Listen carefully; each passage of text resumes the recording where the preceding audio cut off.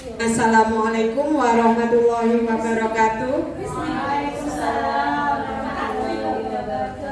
Alhamdulillahirabbil alamin wassalatu wassalamu ala asrofil anbiya'i wal mursalin wa ala alihi washabihi ajmain. Alhamdulillah, pada hari ini hari Jumat tanggal 22 Juli saya mengadakan diseminasi, yaitu penyebaran pemahaman. Terima kasih kehadiran teman-teman sedang meluangkan waktunya, sumbangasi pikirannya dalam mengikuti diseminasi pada hari ini. Kedua kalinya sholawat serta salam tetap terlimpahkan pada junjungan kita Nabi besar Muhammad SAW yang telah membawa umatnya dari zaman jahiliyah menuju zaman Islamiyah seperti yang kita alami sekarang ini.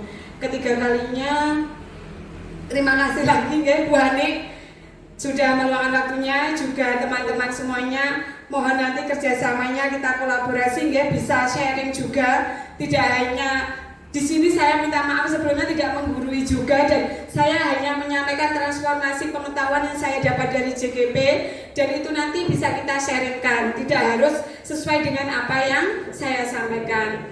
Langsung saja, dengan adanya kurikulum merdeka yang baru seperti sekarang ini, kita dituntut dengan paradigma yang baru dari kurikulum yang K13 sekarang sudah jadi kurikulum merdeka, di mana memberikan keleluasaan, kebebasan kepada murid-murid kita dengan filosofi dari Ki Hajar Dewantara. Langsung saja, yaitu dasar pendidikan dari Ki Hajar Dewantara, yaitu menuntun, di mana pendidikan itu hanya menuntun tumbuh kembang anak, tumbuh kembang hidupnya. Tidak bisa kita memaksakan sesuai dengan keinginan kita, sesuai dengan kemauan kita. Jadi kita hanya menuntun, mendampingi, mengarahkan sesuai dengan kodratnya yang ada pada anak-anak. Jadi sesuai dengan bakatnya, kemampuannya dalam memperbaiki laku. Jadi kita mendampingi lakunya dari hidupnya dan tumbuhnya sesuai dengan kekuatan kodratnya. Jadi tidak bisa memaksa, kita mendampingi, mengarahkan sesuai dengan kemampuan, bakatnya, karena semua anak tidak bisa disamakan. Yang kembar saja sudah berbeda, apalagi yang dari satu kelas, satu rombel tersebut. Jadi kita tidak bisa memberikan sesuai dengan yang dulu ya, sistem kelompok, sistem ini kita sudah bisa merubah. Jadi hanya kita per anak sudah beda-beda lagi. Jadi 1A, 1B, 1C nanti berbeda-beda sesuai dengan bakat dan kemampuannya. Lanjut Pak. Dasar pendidikan Ki Hajar Dewantara sesuai dengan kodrat anak yang merdeka, yang tidak ada paksaan dari kita, yaitu manusia merdeka adalah manusia yang hidupnya lahir atau batinnya tidak tergantung kepada orang lain, akan tetapi bersandar pada kekuatannya. Jadi anak itu nanti dari lahirnya sudah tidak bisa, sudah ada kekuatannya, sudah ada kodratnya sendiri. Jadi dalam pengajuan dan pendidikan ini yang berguna dari kehidupan bersama ialah memerdekakan manusia, memerdekakan anak. Jadi sebagai bagian dari persatuan. Jadi itu tadi, kembali lagi kita hanya bisa menuntun, tidak bisa memaksa, karena ini sudah ada dari lahir batinnya, tidak bisa tergantung kepada orang lain. Jadi tergantung pada dirinya sendiri, kekuatannya sendiri. Lanjut. Manusia merdeka dari budi pekerti. Dengan adanya budi pekerti dari karakter itu, tiap-tiap manusia berdiri sebagai manusia yang merdeka, berkepribadian sendiri-sendiri. Jadi antar anak punya pribadi masing-masing tidak sama. Jadi antar individu anak tidak bisa disamakan. Yang dapat memerintah, menguasai dirinya ya hanya dirinya sendiri. Jadi tidak bisa diperintah, kita pun hanya mendampingi dan mengarahkan. Inilah manusia yang beradab, dan itulah maksud dan tujuan dalam pendidikan garis besarnya. Jadi pendidikan sekarang menurut filosofi KHD yaitu hanya mendampingi dengan tujuan pendidikan garis besarnya seperti itu, tidak bisa memaksakan kehendak kita. Lanjut. Sekarang ini ada pertanyaan pemantik, ini tidak monggo dijawab. Ini bukan nanti harus kita jadikan dasar, enggak, kita sharing. Hukuman dapat mendisiplinkan anak. Kenapa hari ini kita diseminasi kok langsung ke hukuman ya Bu? Karena di sini saya diseminasinya yaitu budaya positif. Budaya positif yang ada di sekolah, jadi itu mendisiplinkan anak. Kita mendisiplinkan anak dengan cara tidak memaksa, tapi dengan cara memberikan solusi, memberikan pendekatan. Menurut panjenengan semua, hukuman dapat mendisiplinkan anak. Kalau dengan cara hukuman mendisiplinkan anak, pripun? Setuju apa tidak? Mungkin yang bisa dirubah itu bahasanya, bukan hukuman begitu, mungkin apa ya? Aturan mungkin ya. Oh ngaten, kalau menurut Bu Ani aturan. Karena hukuman ini nanti dapat mendisiplinkan anak, Bu Ani kurang anu nggih karena tidak setuju. Nggih, ada yang lain? Enggak apa-apa, ini cuma kita sharing. Tidak harus tidak dijadi. Bahasanya, nggih, enggak apa-apa Bu Ani, monggo. Yang lain ada yang setuju? Kok tidak? Lanjut ke pertanyaan nomor 2. Pemberian hukuman dengan hal positif seperti membaca atau membersihkan. Biasanya yang terjadi pada anak-anak dia tumpahan minum teman, menghapus coretan di buku teman, menghapus coretan di meja, di dinding. Itu bagaimana? Itu hal yang positif pada karena menumpahkan tempat minum akhirnya sudah sekarang kamu latihan menulis, sekarang kamu membersihkan. Itu termasuk bagaimana? Setuju apa tidak? Ya. Tidak. Kenapa Pak Agus? Kenapa alasannya tidak? Karena di situ tetap ada hukuman. Tetap ada hukuman. Oke, kalau yang lain Pak Agus seperti ini? Ya hanya bahasa saja mungkin ya. Jadi pemberian aturan dengan hal positif seperti membaca. Oke, membaca aja. Membersihkan tumpahan minum teman atau menghapuskan. Jadi lebih kepada anak itu mengenal aturan dan bertanggung jawab kepada apa yang sudah dikerjakan. Oke. Misalnya tumpahan selama itu menumpahkan teman. Jadi kita latih anak-anak untuk disiplin, dibersihkan karena kamu yang tanggung jawab ya Bu Ani. Mungkin seperti itu Mas dari Bu Ani. Konsekuensi. Kalau dari Pak Agus konsekuensi, kalau Bu Ani dari tanggung jawab. Ada lagi yang lain? Lanjut, pertanyaan nomor 3. Memberi penghargaan dapat meningkatkan motivasi belajar anak. Bagaimana? Setuju. Ada yang tidak, Pak Agus? Penghargaannya apa? Penghargaannya di sini adalah kadang kita reward juga. apresiasi ya. Oke. Bisa? Apresiasi. Oke, oke. Nah, sekarang kita setelah ada pertanyaan kemantai ini kita lanjutkan pembahasan berikutnya. Nanti kita akan sampai ke sana. Perubahan paradigma, stimulus respon, dan teori kontrol dan teori pilihan. Siapa sesungguhnya yang memiliki teori kontrol ini? Siapa yang memiliki kontrol diri kita? Adalah di sini. Stimulus respon.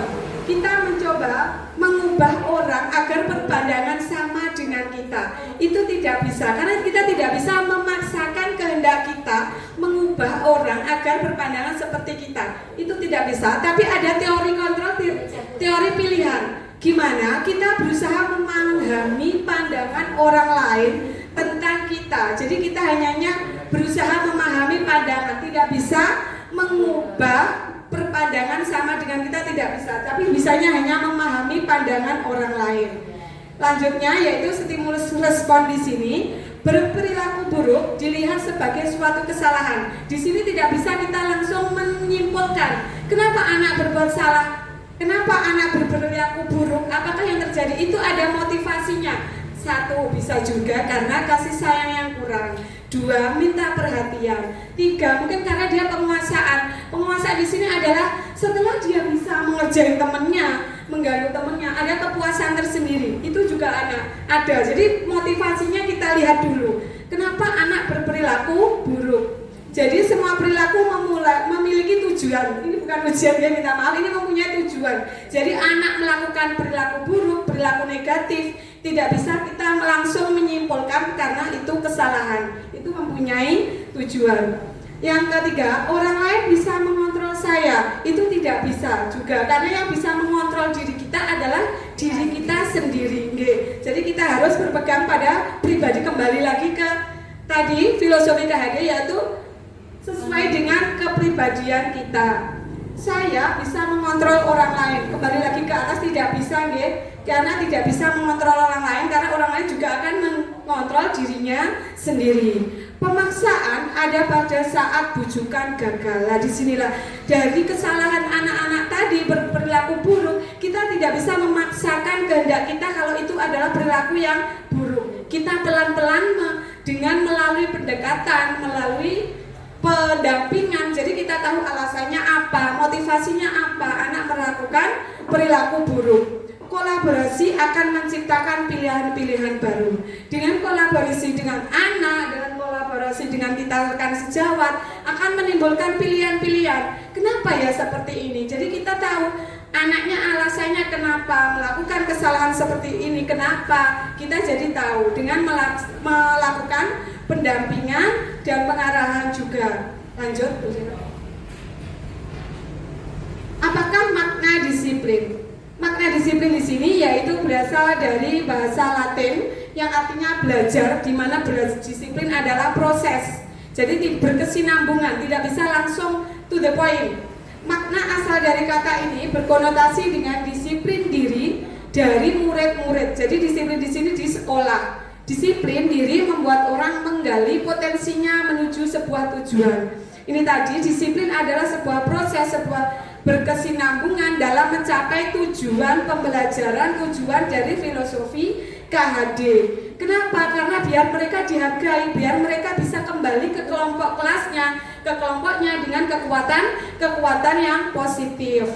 Namun dalam budaya kita, makna kata disiplin telah berubah menjadi sesuatu yang dilakukan seseorang pada orang lain untuk mendapatkan kepatuhan. Nah, disinilah mungkin kita yang bisa karena disiplin itu ternyata merubah sesuatu dari seseorang untuk mendapatkan kepatuhan. Jadi kepatuhan di sini adalah pemaksaan. Jadi saya ini tadi hari ini diseminasi ini budaya positif bukan untuk kepatuhan dengan cara pemaksaan, yaitu kesadaran dari anak-anak kenapa saya melakukan kesalahan. Kecenderungan umumnya adalah menghubungkan kata disiplin dengan ketidaknyamanan. Karena dengan disiplin tersebut kalau dipaksa, anak-anak menjadi tidak nyaman karena keterpaksaan tersebut. Bukan dengan apa yang kita hargai. Jadi dia melakukan disiplin itu karena pengen dihargai, dengan tidak ada kesadaran. Dengan ada paksaan itu tadi karena kenapa? Pengen dapat reward dari guru, pengen dapat dihargai untuk mencapai tujuan yang mulia. Jadi untuk mencapai tujuan yang mulia di sini dilewatinya dengan tidak kesadaran tapi dengan pemaksaan. Lanjut, Bu Lia. Nilai-nilai kebajikan yang universal, yang umum nilai-nilai kebajikan adalah sifat-sifat positif manusia yang merupakan tujuan mulia yang ingin dicapai individu. Nilai-nilai kebajikan ini adalah nilai-nilai yang positif manusia dalam mencapai tujuan yang mulia, tujuan sesuai filosofi KHD, yaitu nilai-nilai tersebut bersifat universal, bersifat umum dan lintas bahasa, tidak membeda-bedakan bahasa mana, dari suku mana, semua bersifat umum. Suku bangsa juga tidak dibedakan, agama, ras, latar belakang. Jadi nilai-nilai kebajikan yang positif ini tidak memandang bahasanya apa, sukunya dari mana, agamanya apa, latar belakangnya bagaimana. Jadi sifatnya bersifat universal umum. Setiap perilaku atau perbuatan memiliki suatu tujuan. Ini adalah teori dari William Glasser pada teori kontrol. Jadi tadi sudah saya sampaikan di depan bahwa perbuatan itu memiliki tujuan. Anak-anak berbuat kesalahan, berperilaku buruk, semuanya ada tujuannya. Dengan menaikkan nilai-nilai kebajikan yang diyakini seseorang, maka motivasi intriksinya akan terbangun. Jadi dengan memberikan nilai-nilai kebajikan yang positif, maka akan memberikan motivasi dari dalam dirinya anak, sehingga akan keluar, akan tumbuh, akan terbangun, sehingga menggerakkan motivasi dari dalam untuk mencapai tujuan yang kita inginkan. Jadi dengan memberikan nilai-nilai kebajikan yang positif akan menumbuhkan tujuan yang ingin kita capai ke anak. Jadi menumbuhkan berperilaku positif. Nilai-nilai kebajikan yang ingin dicapai dicapai oleh setiap anak Indonesia, kita dikenal dengan profil pelajar Pancasila. Nah, kembali ke sini, dari nilai-nilai kebajikan yang kita harapkan tadi, kita berharap juga anak kita akan bisa seperti harapan dari filosofi KHD tadi, yaitu seperti profil pelajar Pancasila. Bisa juga ini masuk dalam visi sekolah kita, di mana yaitu beriman, bertakwa kepada Tuhan Yang Maha Esa, berakhlak mulia, mandiri, bernalar kritis, kebinekaan global, bergotong royong, kreatif. Jadi pada akhirnya dari tujuan-tujuan nilai kebajikan tadi, dari budaya positif tadi akan membentuk, akan bertujuan pada profil pelajar Pancasila. Di sini juga masuk dalam visi kita yang tidak ada di profil pelajar Pancasila adalah mungkin keaswajaan yang belum masuk ke sini. Tapi kan memang keaswajaan adalah ciri khas dari sekolah kita. Lanjut, Bu Lian. Teori motivasi perilaku manusia ada 3, yaitu 1, untuk menghindari ketidaknyamanan atau hukuman. Jadi dari teori motivasi di sini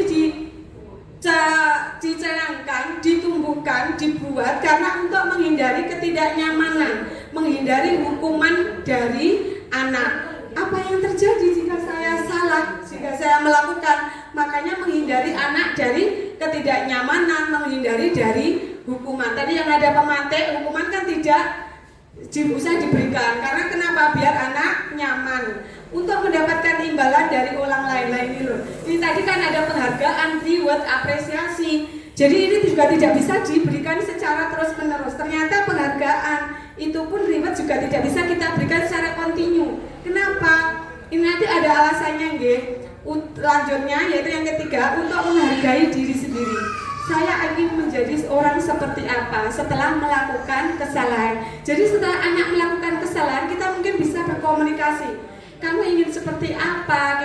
Nanti ada. Nah, apa itu komunikasi seperti apa yang diberikan ke anak setelah melakukan kesalahan? Lanjut, beliau. Dihukum oleh penghargaan. Lah ini loh. Kenapa kok dihukum oleh penghargaan? Kenapa penghargaan juga masuk ke hukuman juga? Bahwa penghargaan berlaku sama dengan hukuman.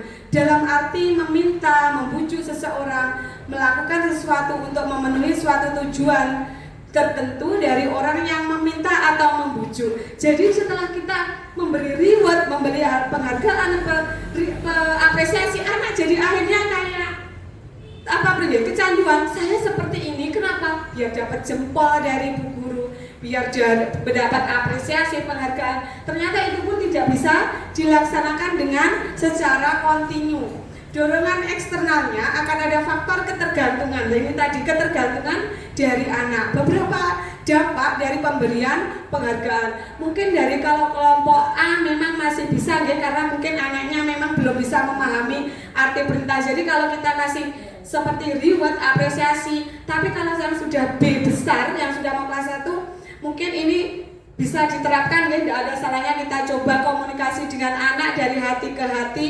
Kenapa melakukan kesalahan? Mungkin kita juga bisa ngambilnya dari bahasa juga, biar anak mengungkapkan isi hatinya. Jadi tidak sesuai dengan keinginan kita. Lanjut, punya.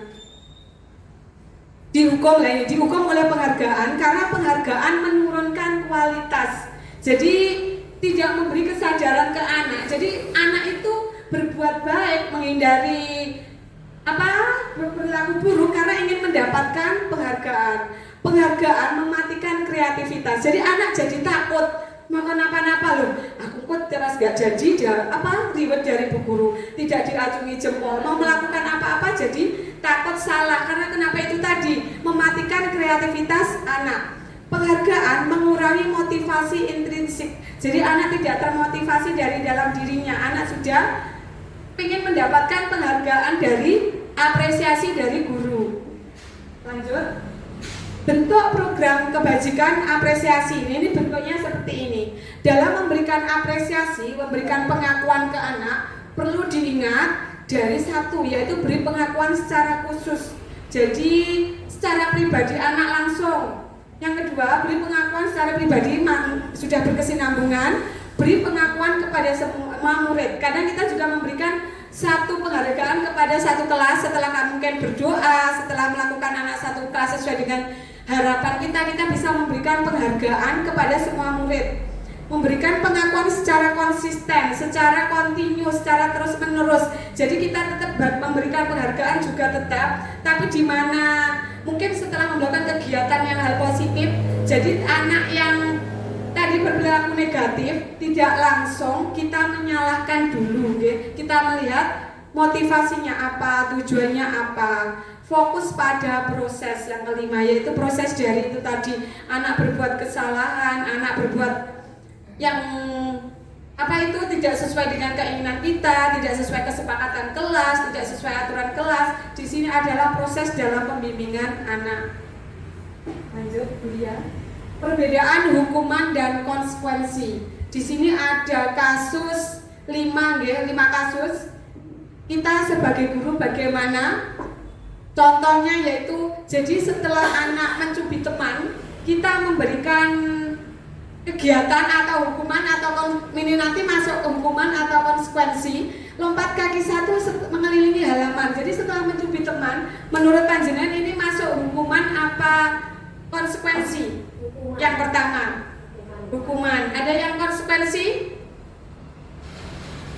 Oke, betul Kak Buani. Kalau yang kasus ke-1 yaitu masuk hukuman. Kenapa hukuman? Karena di sini adalah fisik, apalagi walaupun memang kasus seperti ini, kalau mungkin waktu kita pas kalau SMP SMA itu kalau pas mapel olahraga ini bisa dikatakan tidak hukuman. Karena kenapa?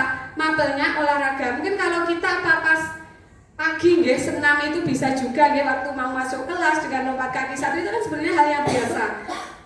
Itu bukan hukuman kalau menurut saya. Kalau maksud saya akan balik, kalau di pas pagi setelah menyubit temannya terus lompat kaki 1 kan masuk tetap Jadi mungkin dilihat dulu waktunya kalau pas di luar kita kegiatan di halaman kan beda. Makanya di situ tadi menggantikan kertas lipat teman yang telah kena tumpahan air minum. Jadi kadang kan sering kita terjadi kasus seperti ini di kelas. Murid kita mau siap melipat, sudah mau kegiatan apa gitu, ternyata ada yang namanya anak masuk konsekuensi apa hukuman? Konsekuensi membersihkan buku teman karena coretan krayon. Ini juga sering terjadi biasanya waktu mewarnai. Berarti sama kasusnya. Tetap ini kalau seperti ini membersihkan ini masuk hukuman apa konsekuensi? Konsekuensi leres. Murid disuruh untuk merapikan mainan karena terlambat waktu istirahat. Ini juga sering biasanya kita sudah bel, tapi namanya anak 1, 2 ada yang masih di luar menikmati. Mungkin masih awal-awal pernah kita panggil-panggil, tapi setelah beberapa kali namanya anak walaupun sudah di bel tetap aja di luar. Kenapa akhirnya kita memberikan kegiatan? Ya udah, kamu kan terlambat masuk. Teman-temanmu sudah di dalam semua. Bagaimana kalau kamu sekarang merapikan mainan yang ada di sana, merapikan buku yang ada di tempat bacaan? Ini masuk mana? Hukuman apa konsekuensi? Konsekuensi, bukan hukuman. Karena mungkin dia tadi bermain dan belum merapikan mainannya ya, teman-teman yang lain sudah gitu ya. Oh gitu. Bisa. Ada yang masuk hukuman? Konsekuensi. Ini sebenarnya masuk hukuman harus Pak Bos. Yang ini masuk hukuman karena kenapa? Dia mungkin masih asing ngobrol dengan temannya dan memang benar-benar tidak dengar ada bel. Jadi mungkin di sini terus anak diberi kegiatan lagi padahal temannya sudah duduk. Dia harus membersihkan, harus merapikan mainan. Lompat kaki 2 karena mengejek teman. Nah ini tadi seperti kasusnya di nomor 1, tergantung di mana dan pembelajarannya apa. Itu juga bisa masuk hukuman atau konsekuensi. Ada lain yang perlu disampaikan? Masuk hukuman apa konsekuensi kasus yang terakhir? Ada tambahan? Agus? Lanjut. Ada lagi? Oke, lanjut lakukan. Next. Nah, di sini adalah apa itu restitusi?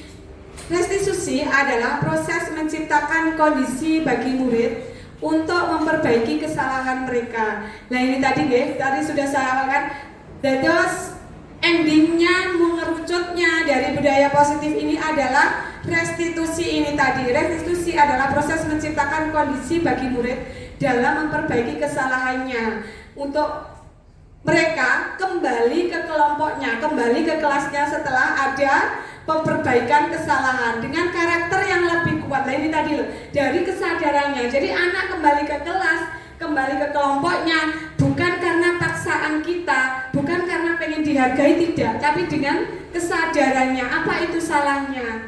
Restitusi juga merupakan proses kolaboratif yang mengajarkan murid untuk mencari solusi dari masalahnya. Nah ini tadi ada masalah, kenapa dia mengganggu temannya? Akhirnya kita tanya apa alasannya, apa motivasinya, apa tujuannya mengganggu teman, mencubit teman. Di sini tadi ada penyelesaian dengan cara restitusi, yaitu mengatasi masalah pada mereka dan membantu murid berpikir tentang orang seperti apa yang akan menjadi tujuan mulia. Jadi kita tahu setelah dia melakukan kesalahan, tujuannya apa, motivasinya apa itu tadi. Satu, kita sadarkan, kamu pengen jadi anak seperti apa yang kamu inginkan, dengan komunikasi, dengan dari hati ke hati, dengan kolaboratif. Dan bagaimana harus memperlakukan orang lain. Jadi bagaimana cara berteman, bagaimana dia bisa di kelasnya dengan teman-temannya, dengan belajar yang baik, dengan cara berteman yang tidak bisa menyakiti teman, tidak bisa membuat temannya menangis, membuat temannya tersakiti. Lanjut Pak Agus. Nah di sini ada ciri-ciri restitusi.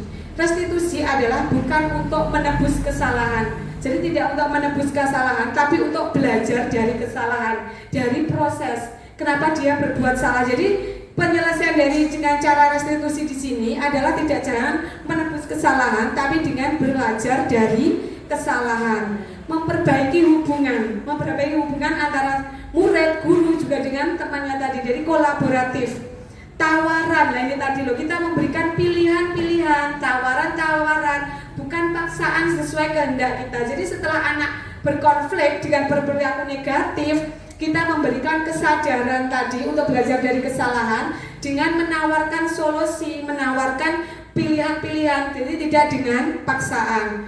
Restitusi penuntun untuk melihat ke dalam diri. Jadi anak ditanya, kamu pengen jadi anak seperti apa? Kenapa kamu melakukan kesalahan ini? Jadi dari dalam dirinya kita tanya. Restitusi mencari kebutuhan dasar yang mendasari tindakan. Ini tadi, dia salah tadi, tindak dasarnya apa, alasannya apa berbuat seperti itu. Restitusi diri adalah cara yang paling baik. Dan ini adalah restitusi ini memang hal yang baru dari teman-teman CGP, SD, SMP, SMA pun mengalami juga nanti. Memang malah kemarin itu kasusnya ada anak guru SMA ya, kalau ada itu juga masih menjadi perdebatan. Karena kenapa kok harus penyelesaiannya dengan cara guru killer? Tapi ternyata guru killer itu juga dibutuhkan di SMA.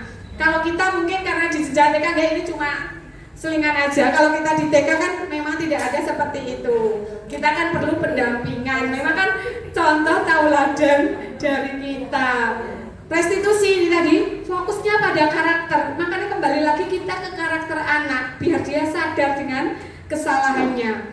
Restitusi fokus pada solusi. Jadi kita memberikan tawaran, pilihan-pilihan untuk mengambil solusi. Restitusi mengembalikan murid yang berbuat salah. Jadi dia berbuat salah pun harus kita memberikan pripun nggih. Kata yang lumrah, kamu berbuat salah itu tidak apa-apa. Memang guru pun mungkin juga punya salah, tapi setelahnya kita mengoreksi. Setelah berbuat salah, apa yang kita solusikan, apa yang kita cari solusinya, kita masalahnya apa. Jadi kita cari jalan keluarnya. Lanjut Pak Agus. Nah ini dari segi restitusi tadi ada langkah-langkahnya gitu. Jadi dari restitusi yang kita ambil dalam menyelesaikan masalah dan perilaku anak yang negatif, di sini ada langkahnya. Satu adalah menstabilkan identitas. Jadi mengubah identitas anak dari orang yang gagal. Jadi kenapa gagal? Karena dia melakukan kesalahan menjadi orang yang sukses. Jadi dengan belajar dengan dasar kesalahannya tadi, biar bisa berbuat yang positif. Anak melanggar peraturan karena sedang mencari perhatian. Tadi yang sudah saya sampaikan dari depan, ternyata anak yang melanggar peraturan di sini mungkin mencari perhatian. Anak yang sedang mengalami kegagalan itu mencari perhatian. Nah ini adalah contoh-contoh komunikasi kita ke anak-anak dari satu ya, dari tadi restitusi, dari langkah-langkahnya yang satu, kita berbuat salah itu tidak apa-apa, tidak ada dek manusia yang sempurna. Guru pun pernah melakukan kesalahan seperti ini. Mari kita selesaikan masalah ini. Bapak Ibu tidak tertarik siapa yang salah. Jadi mungkin kita yakinkan ke anak-anak. Jadi kita yakinkan ke anak-anak biar dia tidak minder, dia tidak harus langsung bapak salah. Akhirnya dia berikut kayak frustasi juga, kan memang karakter anak juga beda-beda ya, sifat anak ada yang begitu kesalahan langsung down, takut. Jadi kita harus memberikan kekuatan juga. Langsung setelah itu kita mencari solusinya. Jadi tidak usah langsung menjudge ke anak kalau berbuat hal negatif itu salah. Jadi kita harus memberikan penguatan juga, memberikan solusi. Lanjut Pak Agus. Setelah menstabilkan identitas, yaitu yang kedua, validasi kebutuhan. Validasi kebutuhan di sini adalah membantu murid mengenali basic kebutuhan dasar yang ingin dipenuhinya ketika melakukan kesalahan. Pada dasarnya setiap tindakan manusia adalah tujuannya memenuhi kebutuhan dasar. Jadi kebutuhan manusia itu ada 5 ya. Penguasaan yang tadi sudah saya sampaikan, kenapa anak melakukan kesalahan itu karena pengen menguasai. Setelah mengganggu temannya ada rasa puas. Di situ ada juga kebebasan. Loh, kenapa aku bisa mengganggu temanku, kenapa tidak? Kasih sayang lah di sini. Dia butuh kasih sayang. Mungkin di rumah namanya anak beda-beda ya, karena di rumah tidak ada yang memperhatikan, butuh kasih sayang. Dengan melakukan mengganggu temannya, berbuat negatif, aku pun mesti diperhatikan oleh guru. Rasa ingin diterima. Setelah seperti itu aku kenapa? Kadang anak yang melakukan kesalahan juga terjepit. Terjepitnya gimana? Nah, aku ora dikonco sama itu. Akhirnya dia berbuat yang negatif karena tidak diterima di kelompoknya. Nah, ini kesenangan. Ini juga ada anak yang mengganggu temannya, hobi. Jadi dia tidak mempunyai tujuan, hanya yang memang pengen ganggu aja. Itu mesti ada juga. Yang lain adalah bertahan hidup. Ini hampir sama dengan rasa yang ingin diterima. Jadi kalau tidak diajak pertemanan dengan temannya yang lain, lah aku koncoku sopo, akhirnya dia berbuat yang negatif. Nah, di sini kita bisa mendampingi dengan komunikasi.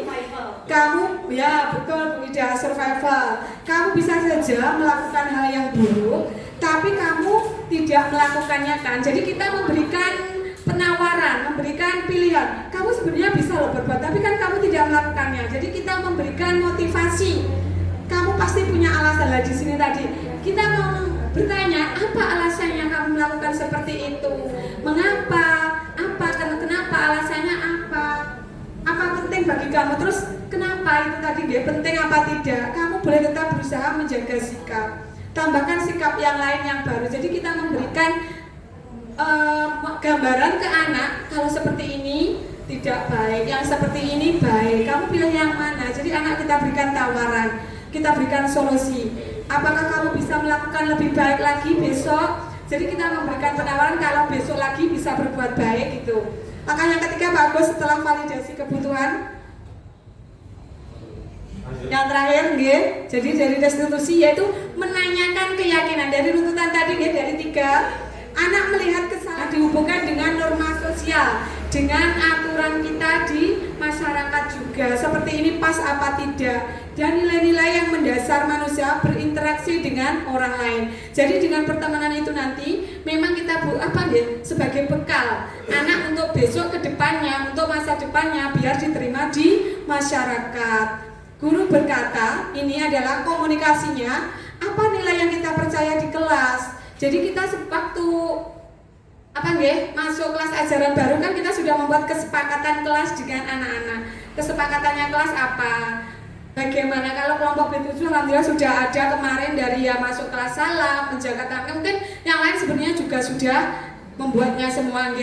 Kesepakatan kelas tersebut dari masuk kelas salam, keluar kelas harus izin, membuang sampah pada tempatnya, menjaga tangan kaki, minum sambil duduk.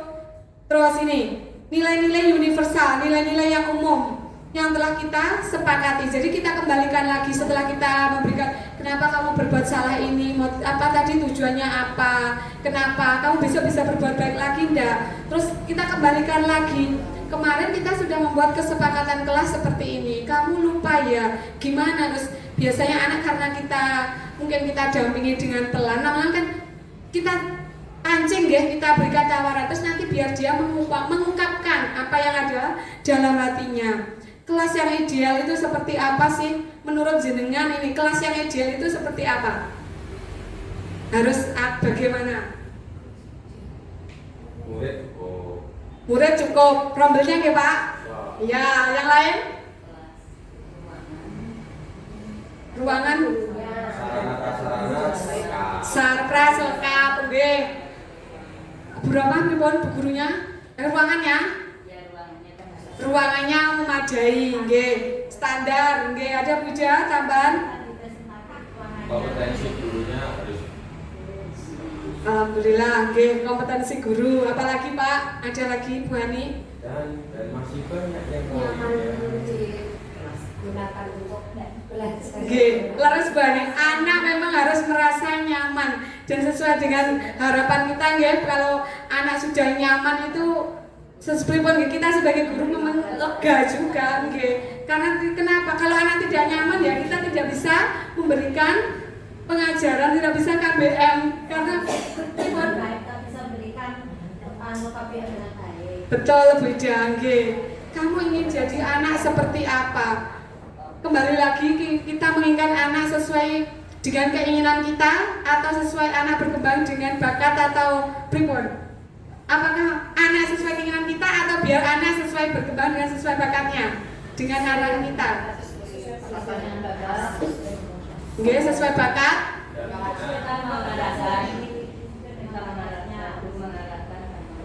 Nggih, kita hanya menuntun, mengarahkan, mendampingi, jadi tidak ada paksaan. Jadi kita tidak merubah, hanya mengarahkan, tidak merubah. Apa yang kamu rasakan ketika kamu lakukan ini tadi komunikasi lagi dengan anak, nggih. Balik ada yang lagi. Kamu setelah berbuat salah seperti ini, apa yang kamu rasakan? Apa? Jadi kita tahu apakah dia puas, apa mungkin karena dia pengen menguasai teman tadi, nggih. Apa karena dia nggak dikonco. Ternyata itu tadi Buja, survival dia karena tidak bisa diterima di kelompoknya karena dia bertahan hidup. Nah, aku lihat gak seperti ini, aku nggak dikonco karo temanku. Akhirnya dia seperti itu, mencari jalan biar dia bisa masuk di kelompoknya. Nah, ini tadi ini adalah diseminasi saya tentang budaya positif dalam melengkapi tugas saya di modul 1.4, yaitu mentransformasikan pengetahuan saya. Jadi maaf nggih, saya tidak menggurui. Sebelumnya kita sharing, monggo hal yang baik kita ambil, yang buruk dari saya apa yang saya sampaikan tidak usah dipakai. Jadi ini hanya pripun nggih. Sebenarnya ini semua segitiga restitusi dari menstabilkan identitas, validasi keyakinan, menaikkan. Ini sebenarnya sudah kita terapkan di sekolah dan mungkin hanya namanya saja yang berbeda. Mungkin ada yang sharing, ada yang ditanyakan? Pas? Alhamdulillah. Ada masukan bagus? Lanjut, alhamdulillah. Terima kasih guys semua teman-teman yang sudah memberikan sumbangasinya, sudah bisa menjadi audien, dan terima kasih, semoga menjadi ladang pahala dan semoga semuanya apa tujuan dalam sekolah kita, dalam lembaga kita sesuai dengan filosofi dan KHD dan sesuai dengan perkembangan kurikulum yang baru. Terima kasih. Wassalamualaikum warahmatullahi wabarakatuh. Waalaikumsalam.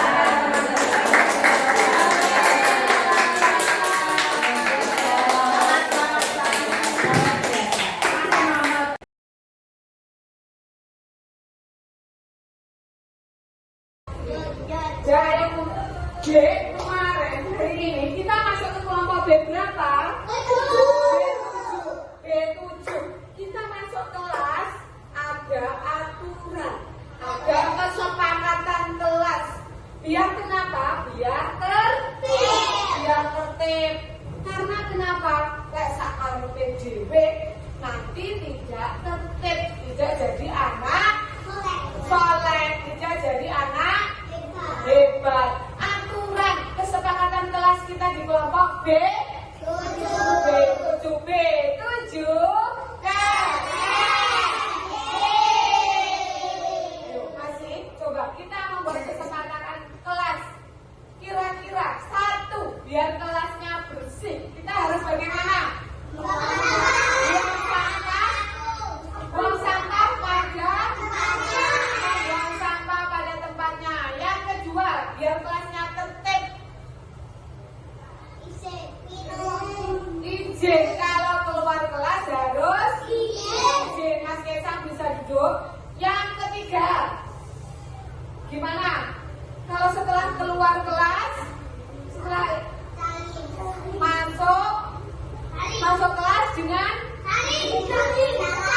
Membaca salam pinter keluar masuk kelas dengan membaca. Yang keempat, ayo, apalagi ya kira-kira kalau kita haus terus apa? Minum sambil duduk. Layak bawana ahadukum. Janganlah kamu minum sambil. Berarti aturannya kalau minum harus duduk. Yang ke minumnya boleh sirup. Nanti dulu dong minumnya izin dulu ya biar terus minumnya boleh sirup. Boleh teh. Boleh kopi. Minumnya boleh air putih. Boleh. Harus air biar badannya. Yang kelima harus apa? Pintar bahasa jeda menjaga tangan dan kaki serta apa ini? Mulut. Bolehkah mencuk tangannya? Gunanya tangan untuk belajar. Gunanya tangan untuk menulis. Gunanya tangan untuk makan. Untuk pegang temannya, untuk bergandengan. Bolehkah mencubit teman? Bolehkah memukul teman? Terus mulutnya ini tadi juga harus dijaga. Mulut ini gunanya untuk tidak ngomong jelek. Pinter Mas Hafiz. Selain itu untuk apa lagi mulutnya? Nggak boleh misok mater yang jelek. Misok ya mater jelek loh. Berarti gunanya untuk apa? Yang tadi pagi kita laksanakan apa?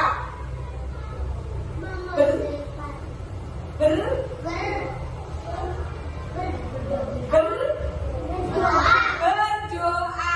Gunanya mulut untuk berdoa. Sekarang tadi menjaga tangan, menjaga mulut. Yang kelima, tiga, menjaga gunanya kaki untuk jalan. Gunanya kaki untuk menendang.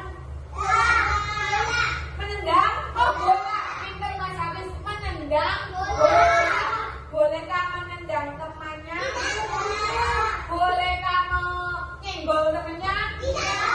Berarti kita harus menjaga tangan, mulut, dan kaki. Itu adalah kesepakatan kelas B7. Tadi ada berapa kesepakatan kelas kita? 5. 1. Apa itu? 1. Pinter Mbak Momo. Apa Mbak Momo? Pinter Fiona. Ulangi lagi 1 tadi apa deh? Membuang sampah pada tempatnya. Yang kedua, kalau keluar kelas harus izin.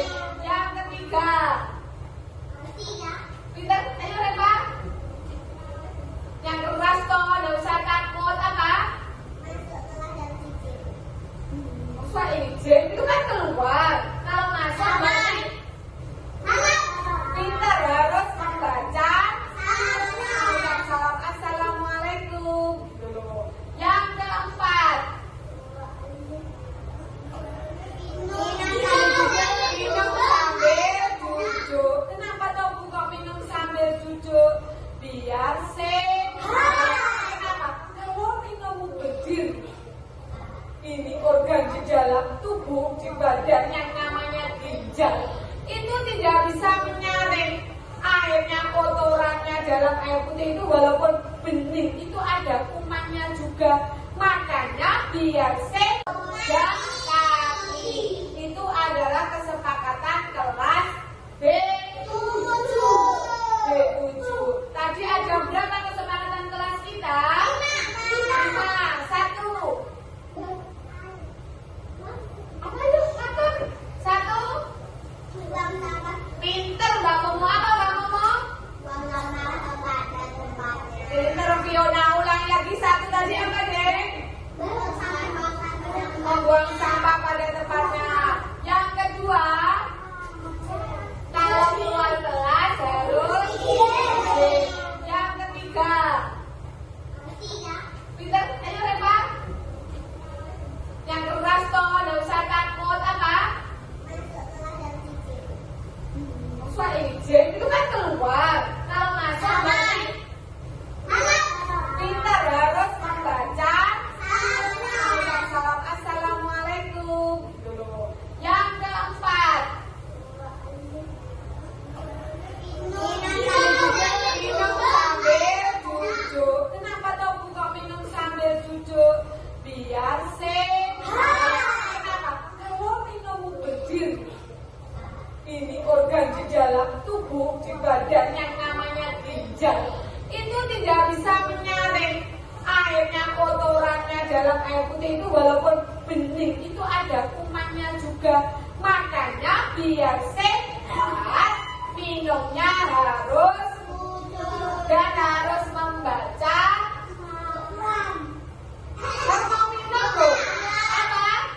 Pinter Kak Jami, sebelum minum harus doa dan minumnya harus air putih. Yang kelima harus menjaga tangan, kaki, mulut. Kira-kira bisa enggak Mas Desa harusnya ke sini dong? Kira-kira bisa enggak melaksanakan itu? Bisa enggak? Siap? Siap? Ada yang aku enggak bisa loh mulutku kalau tanganku dijaga. Ada enggak? Are you ready? Berarti kalau ada sampah harus dibuang pada tempatnya. Terus biar kelasnya bersih. Kalau bersih itu sehat. Yang kedua, kalau mau keluar kelas tadi harus biar tertib, tidak terus keluar, tidak. Silakan izin dulu Bu, permisi, bolehkah ke kamar mandi? Oh izin, mau minum dulu. Jadi harus izin dulu. Kita latihan disiplin, latihan tertib. Yang ketiga, kalau sudah keluar masuk kelas, kalau masuk ruangan harus membaca salam, ucapkanlah salam. Assalamualaikum. Asyufi, ayo. Yang keempat tadi, kalau minum harus duduk. Bolehkah berdiri? Terus minumnya harus air putih. Pinter loh Mas Hamis dari tadi matur terus memperhatikan. Mas Kesang sama Mas Yufi minumnya sirup? Tidak. Minumnya sambil berdiri? Sambil lari-larian? Tidak. Silakan minum air putih dan sambil duduk. Ucaplah doa. Ini mau kemana toh? Kalau mau minum nanti dulu sebentar. Silakan belajar dulu. Kita ikuti apa? Kesepakatan apa? Kelas B7. Pinter Mbak Fiona. Yang kelima tadi harus apa? Ayo masih ingat tidak? Menjaga tangan dan kaki serta tak ulangi lagi, coba ini Mas Yufi, Mas Kesa. Masih ingat enggak? Kesepakatan kelas B7. Pintar saya mau perhatikan. Kita membuat kesepakatan kelas B7. 1. Menjaga tangan, kaki, dan mulut. 2. Buang sampah pada tempatnya. 3. Minum harus duduk dan membaca doa dan minumnya air putih. Dan Mas Yufan, Mas Yufi, Mas Kesam. Yang keempat, dan air putih ya sudah tadi. Yang keempat,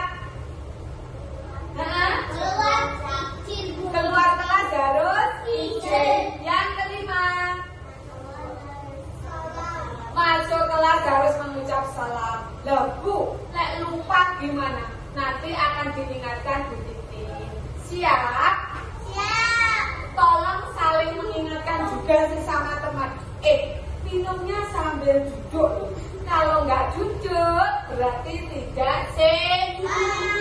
Besok kelas ucaplah salam. Kenapa? Karena salam itu adalah doa. Jadi biar keberkahan selalu dilimpahkan pada kita. Ayo ready? Siap ketik? B7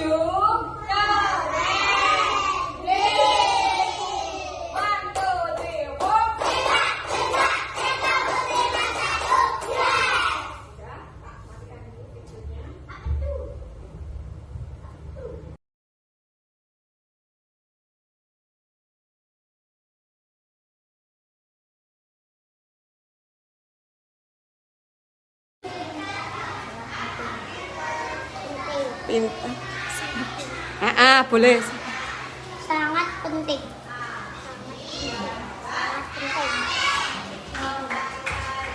Kak, Agar disiplin. Disiplin. Disiplin. Disiplin. Disiplin. Disiplin.